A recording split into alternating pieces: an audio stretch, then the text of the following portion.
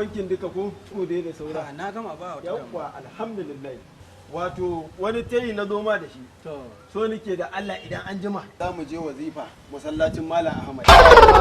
Wazifa. Allah kiyaye. Wasa ne. Allah kiyaye. Wazifa. Ka ji ka da Allah kai ma da wani abin da ka san ba zai taba yiwuwa ba. Ni in je wazifa. Ba wannan magana. Ka gani nan da kake gani?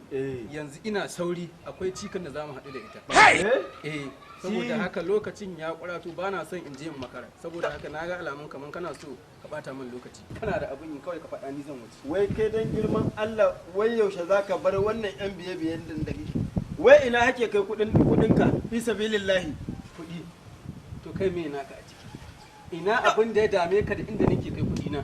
Dan girman Allah kai ba za ka daina yan bibiye-bibiyen matan nan ba. Kai komi dai mata. To idan ban so mata ba maza kake so in so? Ka ji kamalan shikenan ku sa ido shikenan ku ne wancan ya wuce ku kirga wancan ta wuce ku kirga ba ku da aikin unguwa sai sa ido. Abun har ya taso kansu ya dawo kaina.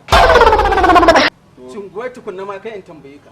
Kai aikin me kake yi a cikin wannan? Aisha, ai ka san menene sana'an naka? Kaji kuma ai ni ban da sana'a kowa sani. Ai ni ban da sana'a. Ha billahi lazi ban da sana'a. To sai ga wannan sa ido wancan ya wuce kuna ka wancan ya wuce kuna ka.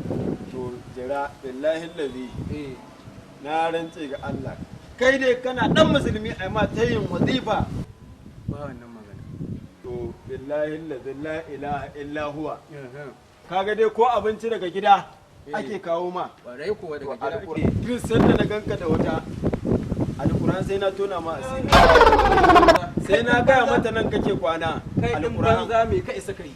Wanda abinci ma daga gidanku ake kawo ma. Malam da Allah in baka da aiki ni ina. Ji magana banza. Sai na ce nan kake kwana. Ka ga ni da Allah ina da abin. Kuma na shiga ba uwar da zan bar in ta.